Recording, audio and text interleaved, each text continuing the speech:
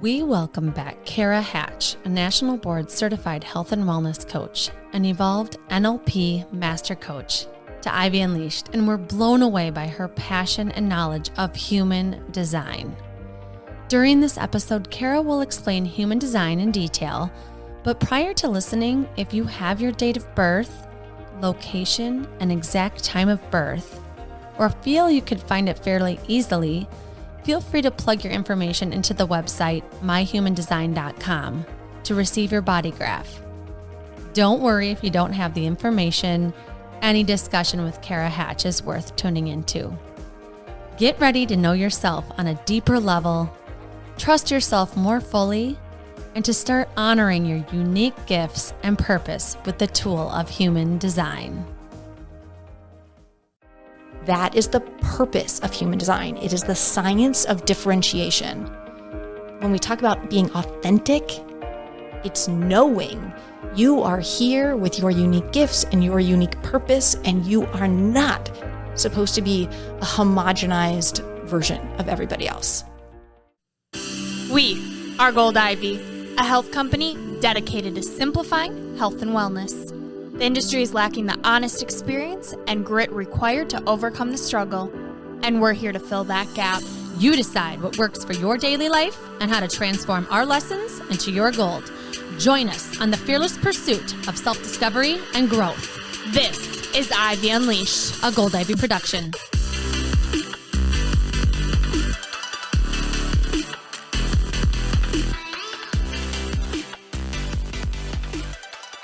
Welcome back. You are listening to Ivy Unleashed, here with Brooke, Andrea, and one of our favorite humans. Yes, in the entire world. Cara Hatch is in the house. Welcome to Ivy Unleashed again. Welcome back. Yes. I'm so happy to be here and to be in your space. It's fantastic. Yes. We're so happy to have you and to be talking about a topic that you're really passionate about, something we didn't even know was a thing, but just shows you the different aspects of health and wellness, how much really makes up health and wellness that we don't even know about. Right. And if, just for reference, Cara was on episode 4, and it's a lot of people's favorites because you opened up people's mind to thinking differently about, you know, the way that you think, the way you talk to yourself, the stories you're telling yourself, and how you can really transform your life. And so I'm just so grateful that that episode exists. And I'm so excited to have the opportunity to talk to you again. I mean, I want to talk to you every day of my life. Can you just move in here? That would be a lot of energy in one place, but we would have so much fun and we would learn a lot. And what I have found is what really lights me up is having inspiring conversations. Because as we've talked about before, your words create your world. And the more that we can do to surround ourselves with people who are talking about things that are important to them, and then we can share what's important to us, you create a values alignment or a want match. And that creates even more abundance around you. And so I'm happy to be here, and y'all are just fun. Thank you. Yeah, awesome. I love to hear that. And Andrew and I are obsessed with thinking about why we are the way we are. And this is where this topic falls into place. So Cara introduced us to human design, which was new to us. And Andrew and I are all about, and our mission with Gold Ivy is to listen to your truth, right? To be your authentic self. And human design is about telling us what that authentic self is. So, Cara, let's dive in. Tell us about what the heck human design even is. Yeah. And I love that you're saying, like, what the heck is it? Because that's exactly the experience that I had. I was on a walk listening to a podcast, and all of a sudden somebody mentioned human design. I was like, well, what is that? I haven't heard of it. They started describing it. And then I got this intuitive hit of, oh, this is what you're going to learn next. And I have learned to follow those urges. If something piques my interest, I want to gather even more information about it. And I'm also somebody who I want what I want.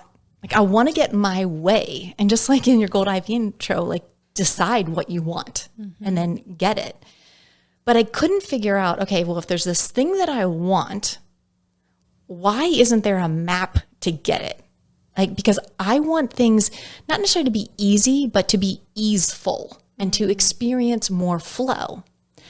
And because I want what I want other people to get what they want too. Because it's just amazing to be able to create experiences that feel fulfilling, or you feel even more peace in your life, or even more success or satisfaction, or that element of surprise, that aha moment when you get that sense of awe. It's beautiful. So I started learning about human design. And I know you're still wondering what it is because we've talked for several minutes without actually saying it. So here we go. All right. If you were somebody in middle school who loved doing like the quizzes in Teen Beat or YM, I'm dating myself now, or if you're interested in the Enneagram or even just astrology, this is a tool or a technology that you would likely also be interested in, but I want to differentiate it from those other things because it is not necessarily something to be believed. It is an experiment. It is rooted in spirituality and also science. So it combines the wisdom of the chakra system, the Kabbalistic tree of life, the I Ching, and conventional astrology with quantum mechanics. So think of Eastern and Western spiritual traditions mixed with science, and you take your birth date, the exact time and the place where you were born, you enter it into a computer system, and then you get a map. And it doesn't have anything to do with religion. It's a technology that you can experiment with. And of the map, you're going to, if you imagine like the silhouette of a human, and then there are energy centers similar to the chakra system. So imagine there are dots going up from like the root of your spine all the way up to the top of your head. And then there's another one kind of around your right side, like between your ribs and your hip bone, and another one around your left side, like your ribs and your hip bone. And those energy centers will either be like colored in on your map or open. So I think of it's like an outlet. It's kind of like defined, plugged in energy, or it's still open to receive. Defined centers are ways that you're more solid. You're not open to influence as much. It's part of who you are. And open centers where you can gain wisdom, but it's also where you're open to conditioning from the world. So you might get a story or a fear or an emotion that's not really yours. So it's important to know where in your system you're kind of already plugged in and where you're still available to be receptive. And then in between those centers, what makes it white or what makes it defined are all these little channels. If you think of like the little circuit boards, like Snap Connects that kids play with, you're going to have connections between them. And those are the ones that are like your unique gifts. And it's important to know that because you have your own unique map, just like everybody else in the world. And so I can give this kind of sciencey explanation, but that doesn't make sense to everybody. And sometimes it doesn't even make sense to me. So the way that I make it make sense is if you were to imagine a puzzle, but you open up the box and every puzzle piece is face down so that you only see the cardboard. Now, you can see that there are similar shapes. There's probably like 5 different variations of shapes. You could fit some together. You could force some others together and other ones just aren't going to work. And you're probably going to get frustrated and just give up and say, why can't this be easier? But if you were to flip over the puzzle pieces and see the distinct shape, see the different colors, the beauty and the variety, you're going to be able to see how they are all designed to fit together in a complementary way to create a beautiful whole. That is the purpose of human design. It is the science of differentiation. When we talk about being authentic, it's knowing you are here with your unique gifts and your unique purpose, and you are not supposed to be a homogenized version of everybody else. And that's what I love about human design, because I can honor my own gifts and honor the gifts of other people, when in the past, I thought perhaps maybe everybody should do things my way. Apparently not true. Yeah, it sounds like, we talk about this all the time. Take the time to reflect and get to know yourself. But we haven't really given an in-depth example. This is like on steroids. This is like, if you want to know yourself, if you know when you were born, I'm sure you do. Most people know where they were born, the minute, but it's very important. So can you talk about why that's so important to know the exact minute that you were born and not like round up or round down? Yes. And I'm going to do it in a general way. So bear with me, have an open mind.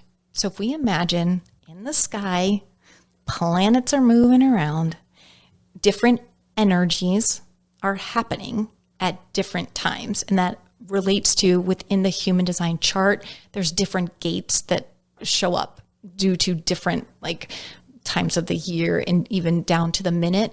So if you don't know your birth time, there are some aspects of the chart that you could figure out, the broader ones, but when you really dig in to the chart, that is going to be dependent on your birth time and getting it exact as possible. So it's often in your baby book or on your full birth certificate, or there are astrologers that can do something called birth chart rectification, where they can like interview and figure it out. I don't know how they do that. I don't specialize in it, but it exists. Yeah. Also, I know you can call the hospital where you were born and somehow request this, because I thought that my birth certificate was lost, but my mom found it because I have a copy and it doesn't have the exact minute. So I just think that's an important piece of the puzzle, because I was questioning with Cara, like maybe I should just round up to, 3:35 or whatever. And then realized that the minute really gave me a lot of information. So I just wanted to emphasize, like, if you can find the exact minute, you really should. Yeah.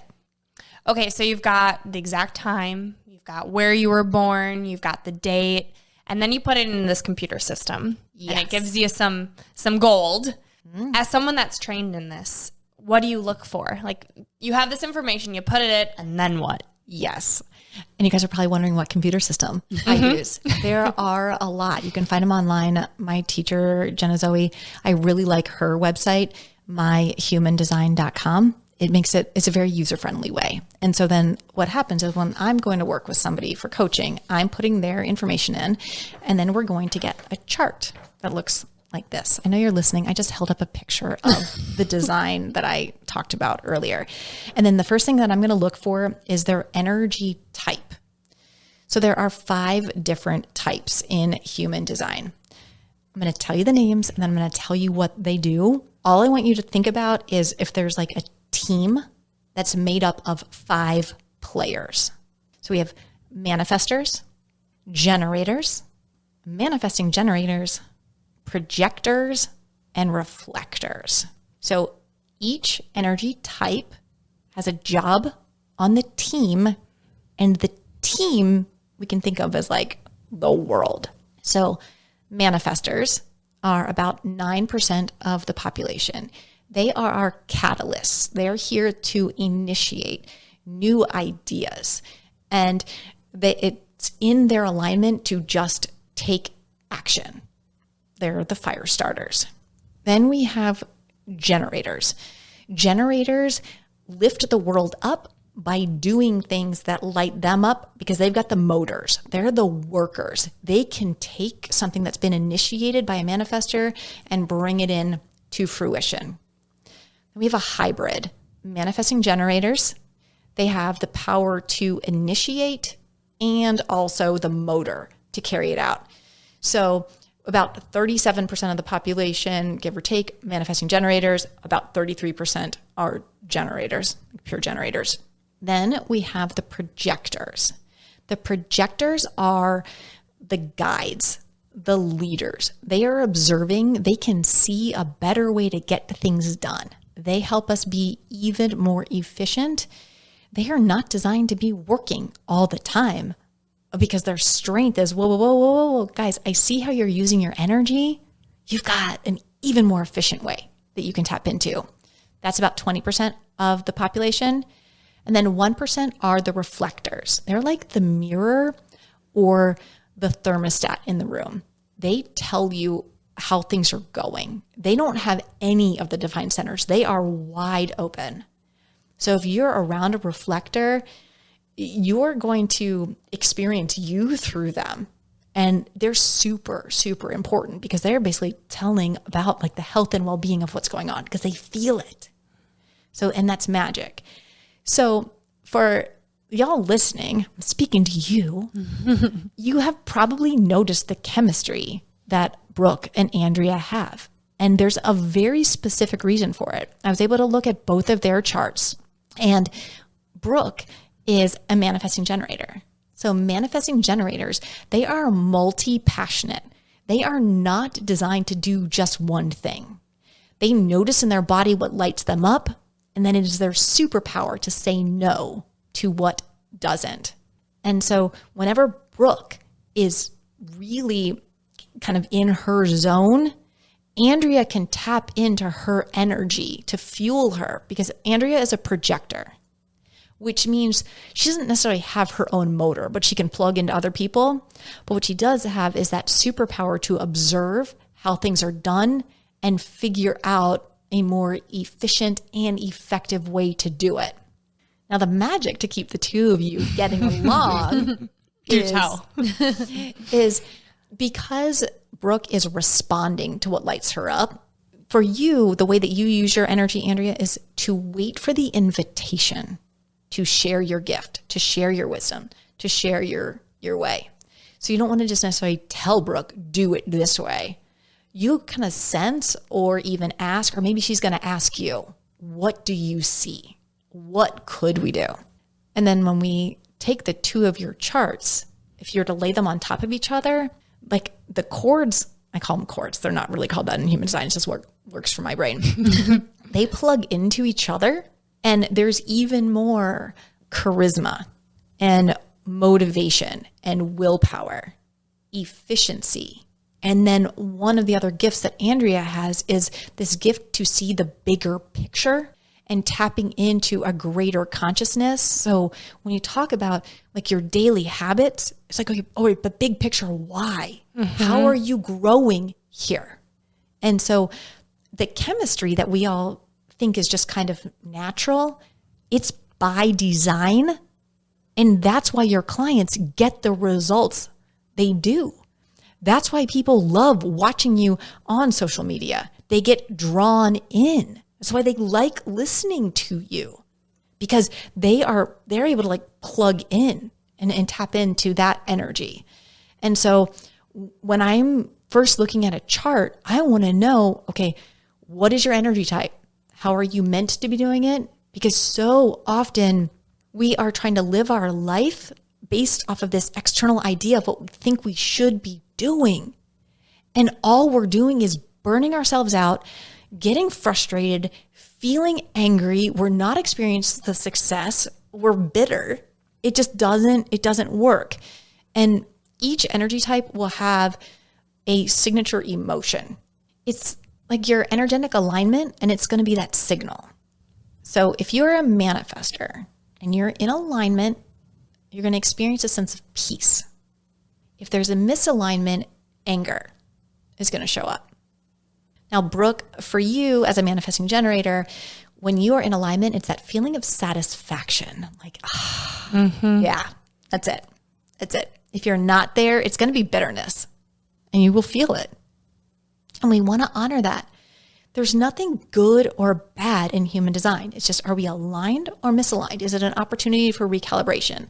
So when bitterness shows up, it's like, pause, wait, let me come back to an emotional calm and see.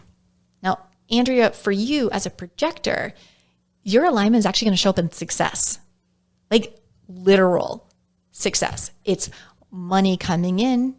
It's listeners. Let's go. It's validation. You know, it's the medal at the end of the marathon. I don't know if you get medals. I think you get medals. Yes. I don't run. Generators, they are also going to be like you, Brooke, that feeling of satisfaction if they're in it, bitterness if they're not. And then the reflectors are really interesting because it's that surprise, that sense of awe.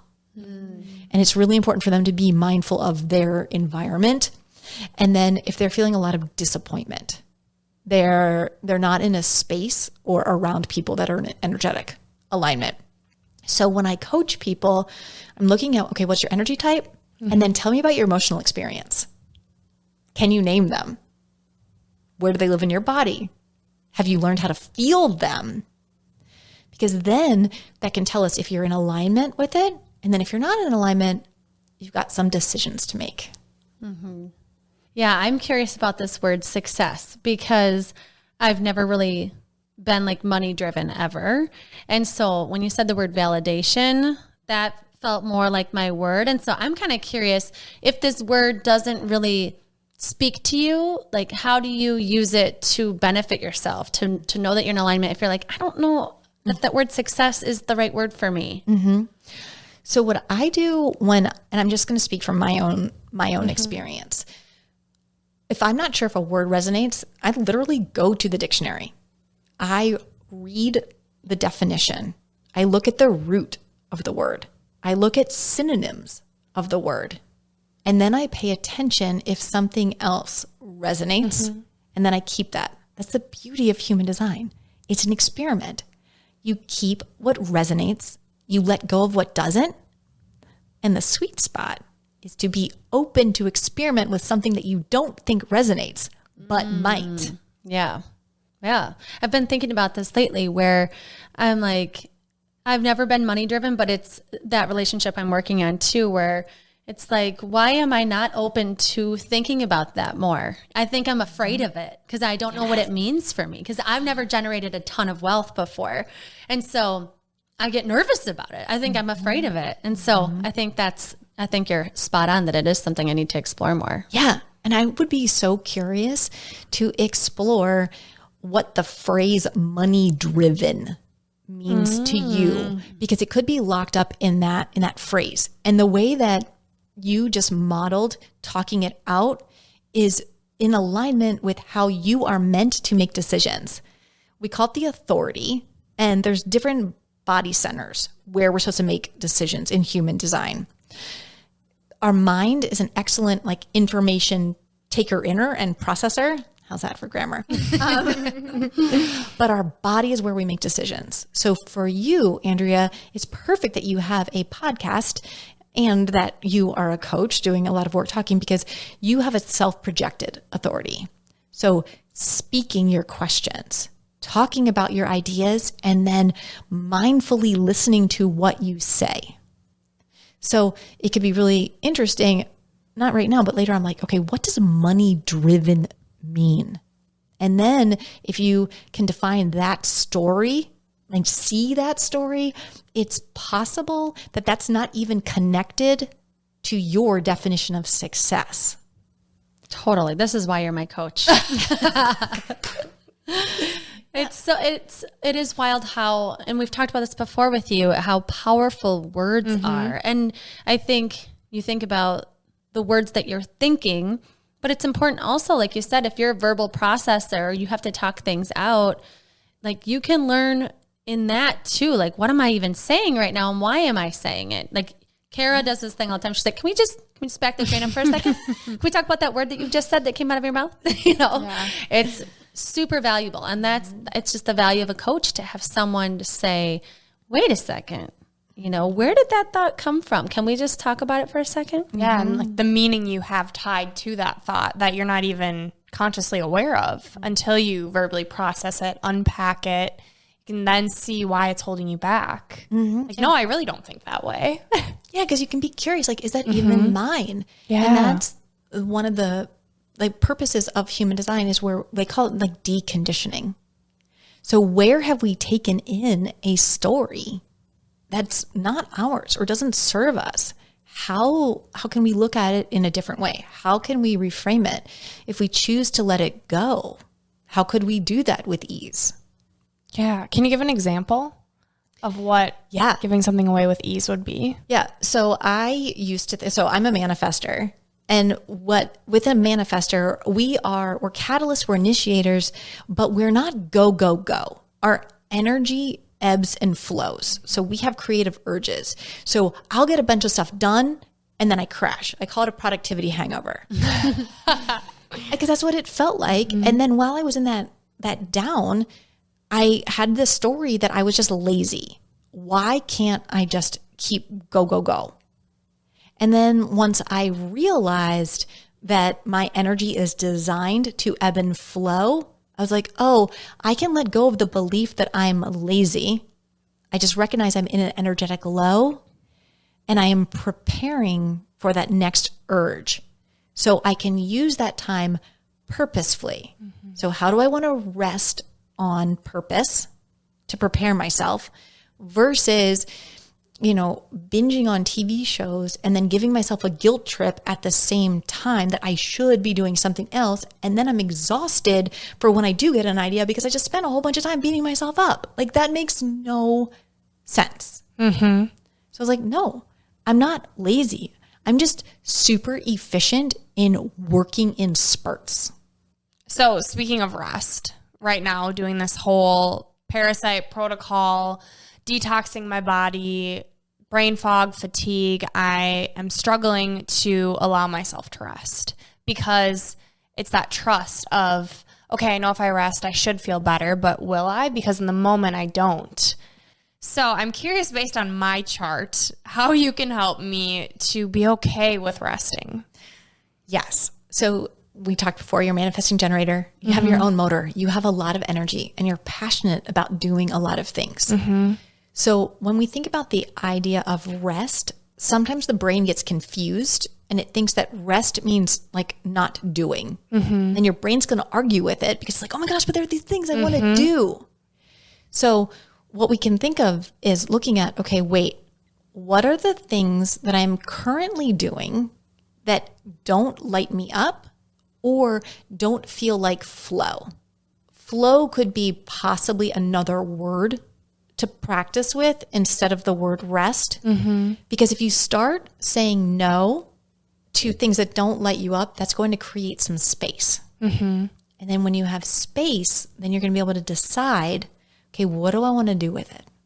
And that's important to recognize because in your chart, some people are designed to be very structured. Other people are designed to be unstructured, but it's unstructured into like open to receive. And so receiving, that's also something that many people have to practice. Not everybody knows how to receive. So for you, it's the not doing. It's like, oh, wait, is this an opportunity where I could either delete something or could I delegate it? Is this an opportunity for me to receive support from somebody else so that I have some rest? And so it's for you because your purpose in life actually is also to be busy. Oh, I don't love the word busy, but you have so much energy. You just want to make sure that you're intentionally choosing where you're using it. Yeah. And I think right now I have even like, I know I want that energy. Like I feel it and I'm like, oh, I know that I'm missing it. And it is such a big part of me. And so not having that energy is hard to envision myself in that flow state, right? To say no to things when I feel like I have to say yes to the things that are helping me in the moment, like tracking everything, right? These things that I don't want to be saying yes to, but I don't really have that choice. Yeah. So I'm curious, and this is where the experiment would come in. I'm really curious if you were to look at the things that you're labeling as have-tos, if there's a way to use your creativity to think about, okay, how could I make doing this thing feel even more like flow? Yeah. Well, and then, so I think about that, right? Yeah. So I think like, how can I make this easier on myself? Because I think of ease as like flow and I don't have to think about it. It doesn't cause me stress. It comes natural. And that's where that structure comes into place.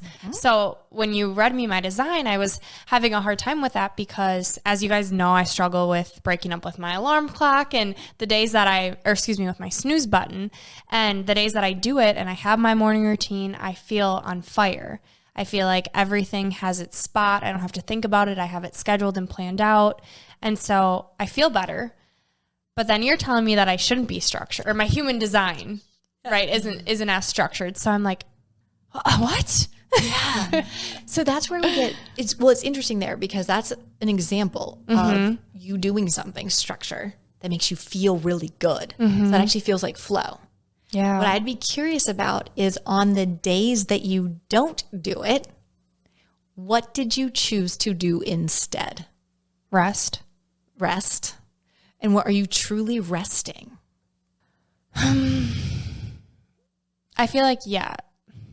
So I feel like right now I could sleep for days. And so I'm trying to honor that, right? Like by napping, by doing these things. Yeah. But then it throws me out of that loop or out of that routine, which is then even harder to get back into and to get back into that flow state. So I'm like trying to give myself grace as I'm going through this really difficult time. My body is working so hard. It's going through all these things. So is it just kind of this season of life? Or is having this be structured, it's allowing me to flow in between it, if that makes sense. Like I have this morning routine, I'm structured with it, and I can flow. I can take time to meditate, take time to prep food, but I have that time planned out. I don't know. It's got me questioning everything. Can we do an experiment? Please. Okay. Uncross your legs, feet on the floor. Close your eyes. Great. Okay, we're going to take 3 breaths. We're going to inhale through the nose for a count of 4. Exhale from 6 out of your nose. 2 more times. Inhale for 4. Exhale through the nose for 6. Leave your eyes closed. From this calm space, knowing that your body knows what it wants, what feels like the sweetest next step for you.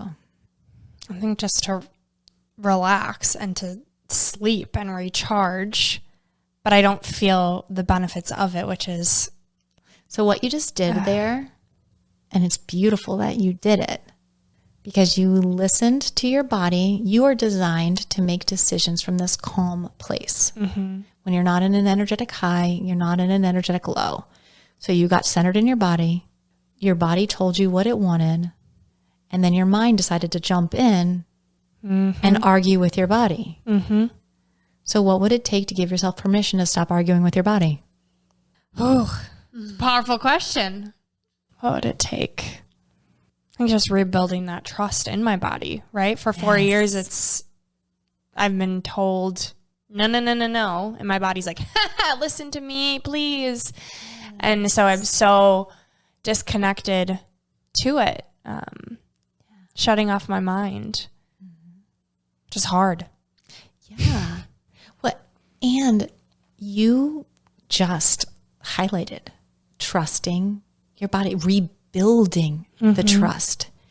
And like you guys have talked about before around confidence and building those trust and making those tiny promises to ourselves and then following through. For you, possibly part of your experiment is when we notice, okay, it's getting this message to rest. We say, okay, body, today we rest. 20 minutes we rest. You take the big vision and it's micro goals. It's micro trust. Right now we nap. Right now we make the food. And then when the mind chimes in, thank you, mind. I know you want what's best for me.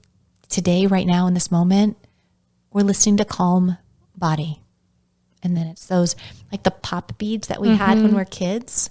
You're going to pop bead little bits of self-trust. Oh, shivers. That's the thing is like, do you think you can do it? Like, are you telling yourself, I can do this? I can trust my body? Like, I'm telling myself everything. She's got to feel it. Yeah. So that's what's really, really important to know. We have, several different ways that we can get to a goal. And for Brooke, it's really paying attention to that calm space, because she's going to have an emotional wave. She's going to wake up in the morning.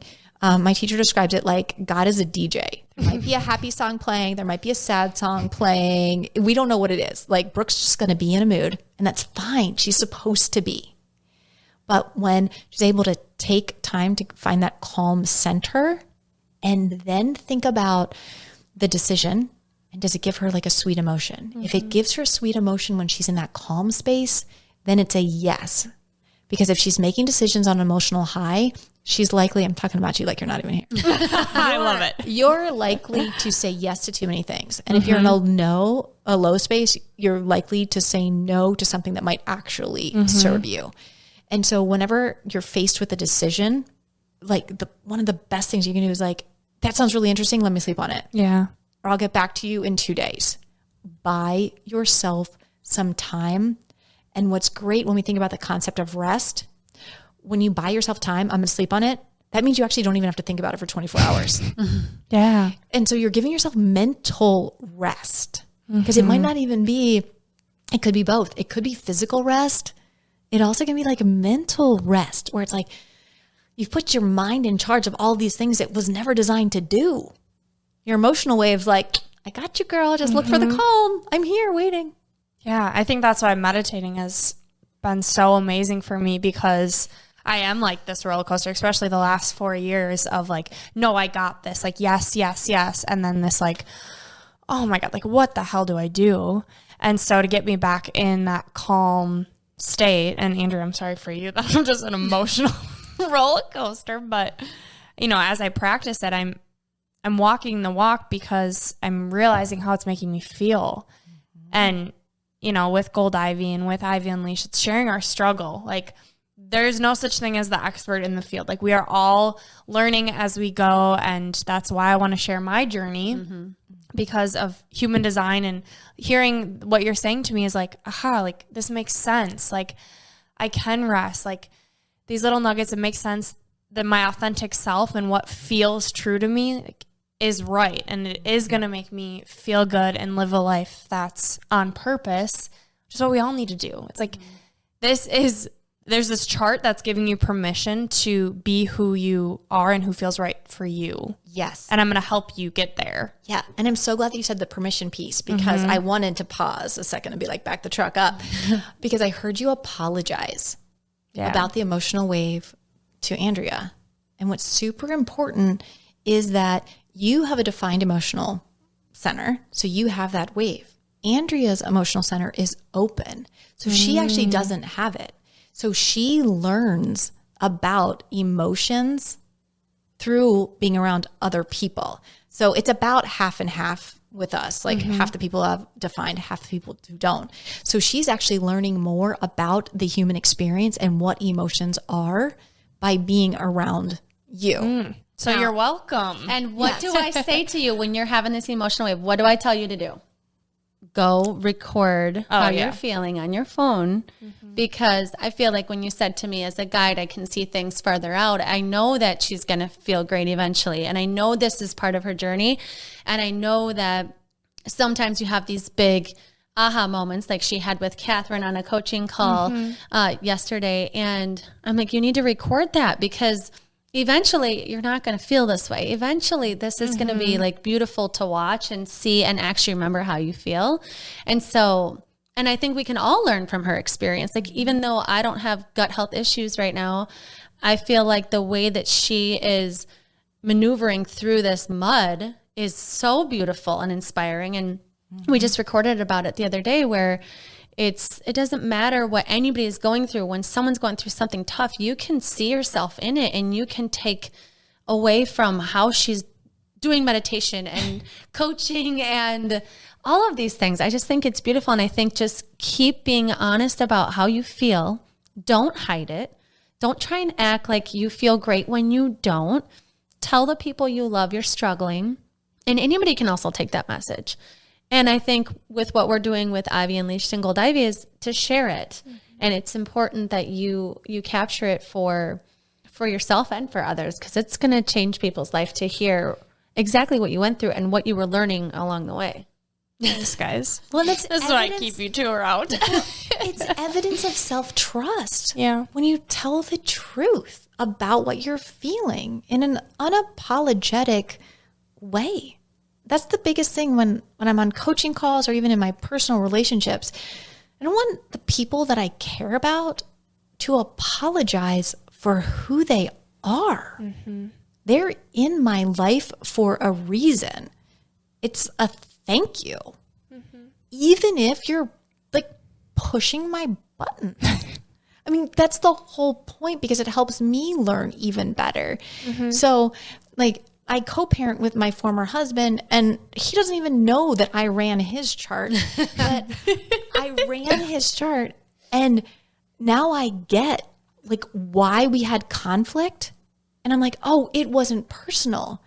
He was given this gift and I didn't see it. So now I can think about him in a new way. And then I can shift how I communicate. My mom transitioned from this life 5 years ago. I did her chart and that helped heal like childhood stories and experiences that felt like small t trauma, not big T trauma, but small t. And I'm like, oh, that's why she did that. And so to be able to heal, it only takes one person to heal a relationship. So just by having a piece of paper with some colored in lines, you know, and some training that I've done, I've been able to rewrite the stories about complicated relationships and thrive even more moving forward. That's beautiful. And I've been thinking about doing my children's too, because that's a big fear of mine is they're designed different than me. I can feel it. Like they're all three. They are not me. They are not Justin. They are truly their own person. And I know that. And I'm like, this is a tool that I can't wait to use and experiment with because they're complicated. We're all complicated people. And so I want to use it for them and friends and family. And like you said, even people that aren't here anymore on this earth to think about, you know, what you're struggling with trauma or complicated relationships, to think about even healing one piece of that or one thing that you live over and over in your mind. If you could better understand how they were processing what was happening, I feel like it could be a game changer. Yeah, I parent differently. So my son is a manifesting generator like you, Brooke, and he's designed to just try different things. And if he doesn't like it, he's supposed to stop. So in the past, I used to think, oh, I have to force him to continue with all these activities for many, many years. And it's like, no, you signed up for a season, you complete the season. But if it doesn't light you up, you don't have to keep going. And my daughter's a manifester like I am. And she just will initiate things and then let it go. Which she should have her own YouTube account. She is like a little guru. So, okay. How old is she? She's 10. But what's funny, she has the same profile as you, 1-3, and we call it kind of like the establisher of truth and knowledge. So this tapped into higher consciousness of like, you know these things and you don't know where it came from. So she has that in alignment with you. And I will try to explain something to her and then her eyes glaze over. And I'm like, wait, you already know this, don't you? And she's like, yeah, I stopped paying attention to you a while ago. And I'm like, thanks. So I feel like my kids will disagree with me, but I feel like I micromanage less and I worry less about parenting. Can we have an asterisk by less? Because now all of my friends who are listening to this be like, Cara, we talk to you all the time and you are micromanaging and stressing all the time. But it's really helpful for parenting also. So back to me, because I don't have kids and I'm really obsessed with this topic. But I also have a question that a lot of people can relate to. So you mentioned earlier, being honest with how you're feeling, owning it, telling people how you're really feeling. So I'm trying to do that as I regain this trust in how I'm feeling and not having any shame or guilt around it. And I feel like now that I have answers, that shame has kind of dissipated. I get the importance of honoring how you're feeling. I also am doing a lot of work with law of attraction and abundance and putting the energy out there that I want to. So how do we honor how we're feeling, but not dwell on it so that we don't attract more of that? Yes, I love that. So we want to make a distinction between like feelings or sensations and emotions. And when we get into like law of attraction, that's like the electromagnetic charge of like the emotions. So we can separate the story of what's going on from the sensation in our body. So you could keep it as simple. If someone said, how are you feeling? Like, oh, I'm in a high today. Or, oh, I'm in a low today. You don't have to give any details. You just like, I notice my emotions are in a high or a low, or I'm noticing I'm really calm. That's one way to do it. The other way to do it is have it really embodied and sensory based. Like, oh, my stomach is feeling like crampy, or, oh, I'm noticing tension here, or there's some burning under my right shoulder blade. So detaching that I am or my. Yeah. You don't have to attach a story to it. You can just describe your lived experience. Yeah. That's going to take some practice for sure. Thinking about, when I'm so wrapped into and want to share what's going on in my life, but not wanting to get stuck in there. Yeah. And also a lot of, I'm thinking of moms, a lot of people I coach, they are afraid to be a burden on people with how they're feeling, with their struggles, with feeling overwhelmed with all that they're managing. And so I'm curious how you as a coach talk someone through that with feeling like they don't want to be a burden, like they don't want to put any of either their tasks on other people or their hard feelings or emotions on people. Like, how do you coach people through that? That's a big one. It's big because oftentimes there's the root in worthiness. And so that takes layers. Sometimes the very first step I will do is clarifying what the true emotion is or what the true experience is. So for example, for myself the other day, I felt really overwhelmed. I'm overwhelmed. And I was like, wait, if the word overwhelmed didn't exist, what would I actually be? And then I realized I'm unprepared. There were certain things coming up in my day that I had not yet prepared for. I was like, oh, the story, the drama is attached to the word overwhelm. It wasn't overwhelmed. It was time to break each task down and prepare for it. And I was like, oh, well, I know how to prepare for that. I don't know how to. You guys see the movie 10 Things I Hate About You? Yes. There's I'm like, I don't know how to just be whelmed. Like, I know how to be overwhelmed. I don't know if that can just be whelmed. So really, because when I coach people, I hear I'm too busy or I'm too stressed out or just any of those broader emotions. But like, okay, what is it really? Because it could be anger. It could be feeling abandoned. For me, self-righteous indignation loves to show up under the blanket of resentment. But like, what is it really? And then when you honor the emotion, you notice where it is in your body. And then, if you were to use the human design lens, like you experience this thing, you figure out, okay, where's the energetic mismatch? Where am I trying to force something that could be done in a different way? Or if there's a new decision to be made, figuring out, okay, where in my body is important for me to tap into? Because some people listen to the emotional wave, like Brooke. Other people listen to their voice, like Andrea. Some people listen to, there's a center called the spleen. It's like your intuition. Other people listen to their gut. There's different ways to make decisions. So we want to go layer by layer. First, what are you feeling? Like name it, own it. And then look for the energetic mismatch and then decide, do you want to recalibrate it? And if you do, okay, let's make the decision of the best next step to recalibrate it. So when I'm in coaching conversations and somebody's coming to me with a, quote, problem, I'm going to look at their chart. And even before we get into all that, we're going to decide, is this really even a problem? Or do you just think it's a problem because of somebody else's opinion or your conditioning from family or media, just culture in general? That's a really good point. Like, where does this belief even come from that I am giving so much space in my mind? Like, and I think about this all the time, and also would love to ask you this, how you shift down your value of other people's opinions. Oh, that is like daily practice, because I love validation. I love it. But like any other drug, you're gonna crash. And so I intentionally slow down and think about the intention of why I'm choosing something? Am I trying to manipulate an outcome? And I use the word manipulate specifically because like my energy type as a manifester, like that is in the shadow side, that can be a tendency.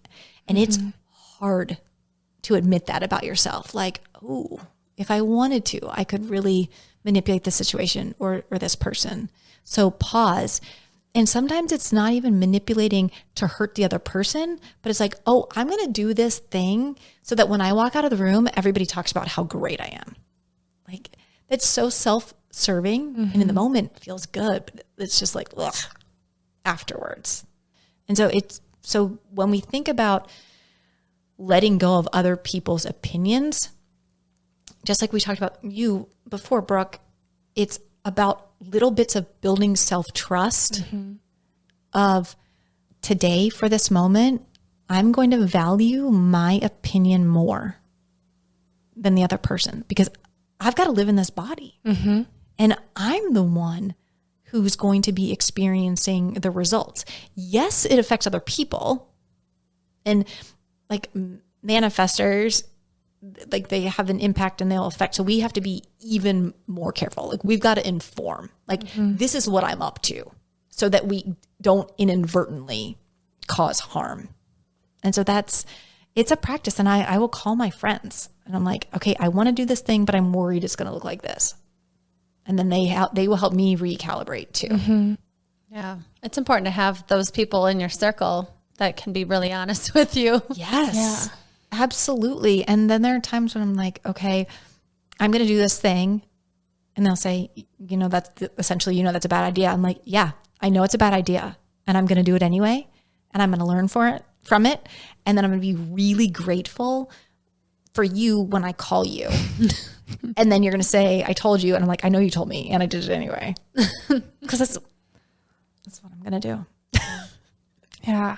I keep thinking too how powerful knowing what your word of feeling in alignment is. So that when, for me, when I'm on this emotional wave and I don't feel how I want to feel, knowing that I am out of line because I don't feel how I want to feel, and then thinking of the word satisfied and like what next choice would make me satisfied. Or to Andrea, success, like what would success look like? Would it be getting in another mile? Would it be cleaning the house? And really honing into that word, having something to draw you back to, I think is really powerful and just shows like how many powerful nuggets are hidden within your human design. And just like this never ending quest to figure out who you are. And now you have this piece of paper that can help you make sense of it. And it's like that tip of the iceberg analogy. Like what I shared today was like the teeny tiniest little bit. Just a few of the concepts I shared today, they'll say you could practice those for 7 years before you even get into anything. So my sweet spot with coaching is with people who have never heard about human design before. They're into personal development. They want to, envision and achieve goals, but they're not sure quite how to do it, and they're curious about having more tools. And so my sweet spot is working with those beginners because I love shining the light on people's unique gifts. When I do people's charts and they say back to me like, oh, I feel seen. That is the best. And then we can talk about those ways to build even more trust and learn how to make decisions like one little bit at a time. And then you can just consistently like recalibrate along the way. I'm thinking about someone just going to myhumandesign.com versus actually working with you. So taking it one step further, what that process looks like. I know you kind of just went into it a little, but for anyone who's questioning, I want to do this, like what can they expect if they were to work with you? Yeah, I love that question because they are both fantastic ways. And there's so many resources online. So if you are somebody who loves asking questions and doing research and digging into it on your own, there's so much out there. You can completely do it on your own. If you are somebody who you like to have someone like by your side and hold your hand through it, and you like to be asked questions, you want to get affirmation, if you know that you have some limiting beliefs, like you can see it, you can see the limiting belief, you know it, but you don't know how to shift it. That's where the coaching comes in. Because one of my gifts is to notice where people are out of tune in their life. And I provoke a little bit. So I'm keenly aware that some people, they resonate with me, and other people are like, nope, she is not. She is not for me. And that's okay. Like that's how I was designed. So if you thrive in collaborative relationships, if you like having conversations, if you want somebody to personally take you deeper and to really listen to what you value and what you want in life, then working with a coach could be helpful. So I love coaching people. I do that, but there are also lots of coaches. So even if you went on myhumandesign.com, I'm not on that site. There are other readers there that somebody might connect with even better. Like I have my own, because my coaching, it's actually built best through referrals or like the network, the people that I already know. So like I don't do cold calling and I don't have like Facebook ads. It's word of mouth. You should talk to Cara, or I heard Cara on a podcast, or I saw this thing online. Like there's some sort of personal connection, and that's in my chart. Is that's how I'm designed to build. And Well, like I it will that way. personally refer everybody to you. Message. Work with Cara. Yeah. So where could they find you, or how could they get started with coaching if they wanted to? Yes, I will be opening up bookings for September and October, and it will be at carahatch.com. Awesome. So exciting. If anybody is curious of just how I'm living life in alignment with human design, on Instagram, I am at Cara_Hatch. It's a lot of family stuff. But when I'm posting a picture, there's often, I think about it like I go out, I live my life, I learn something, and then I write about it. That's what's showing up on Instagram. And you can DM me there. I mean, don't be creepy, but. It's so fun to follow you, because it's exactly what you're saying is like having someone that can speak the way that you speak and has completely transformed my life. And a lot of people I know, is to see how you walk the walk and your struggles. Cause I think that's valuable. Like I don't want to see you struggle, but I want to hear how you get through it. Because that's like, we all have those days. And to see like, oh, she's getting outside. Oh, she's struggling with this feeling right now. Oh, this is how she's getting through it. This is who she's leaning on. And this is what she's trying or learning about. And so you inspire me all the time. And I love also when you post your daughter's brilliant ways of thinking. She is her mother's daughter. Yeah. Oh my gosh. But it's not me. I mean, like there's part of me that's influenced, but like, and when I look at her chart, I'm like, oh, there are things that you know that I will never know. And her energy. So some people you almost have like a direct line of energy, and other people it's kind of split. So hers is like split into 3 sections, and it affects how she processes things.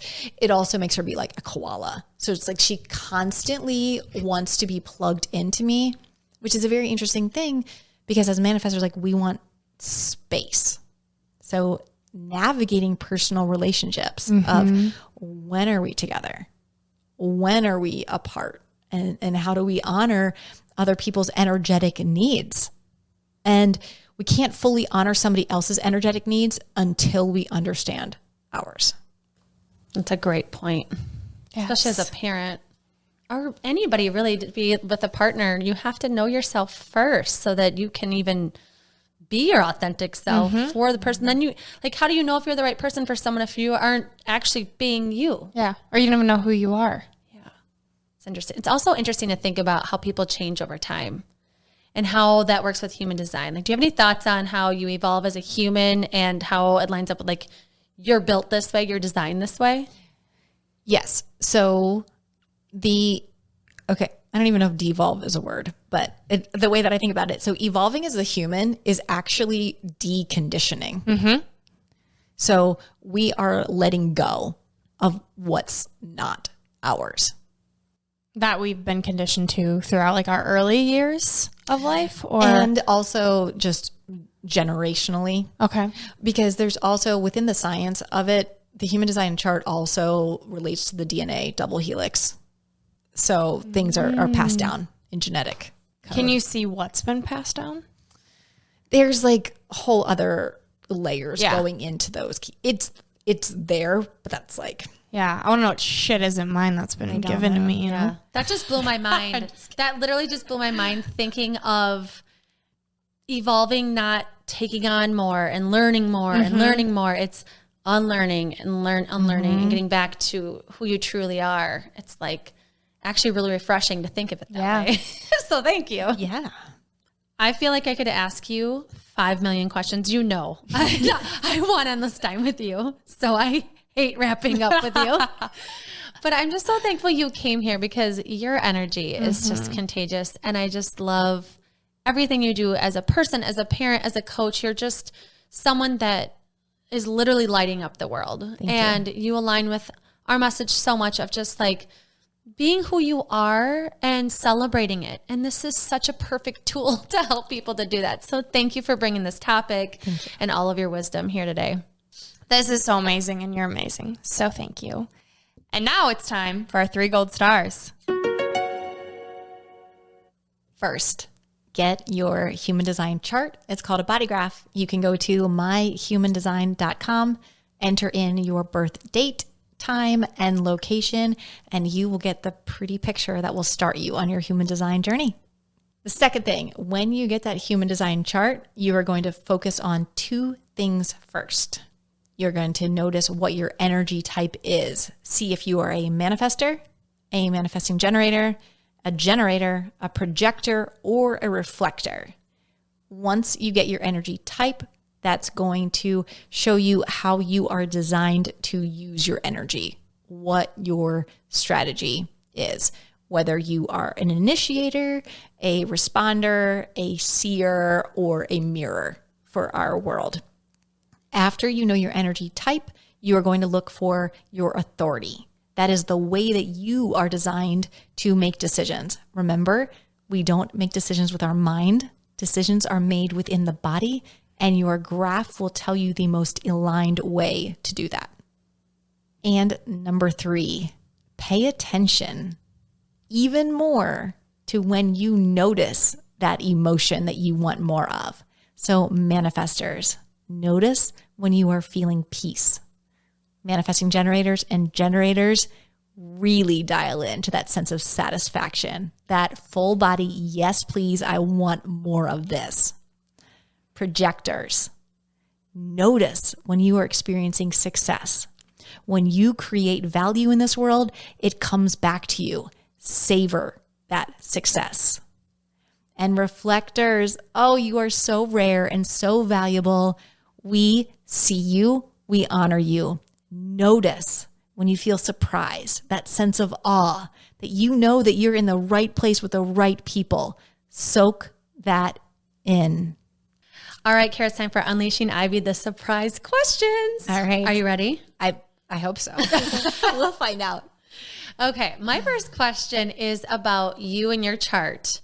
What were you surprised by or shocked to learn about yourself in this process? Oh, the informing part. So, like, tell people what I'm up to. I used to be really secretive, like if I was up to something, and it could even be something silly. So, meditation.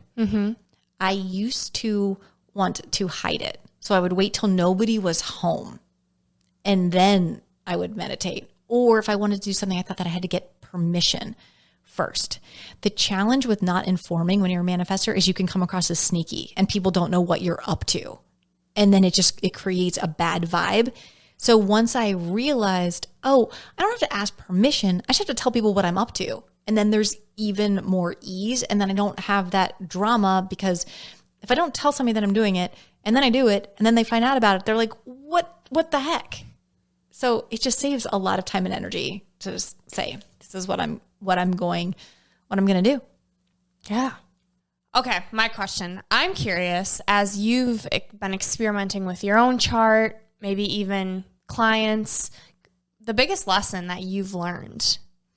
The biggest lesson that I learned is that I'm actually designed to be really structured. And that surprised me because I value freedom. And like we discussed before, I want to do what I want when I want to do it.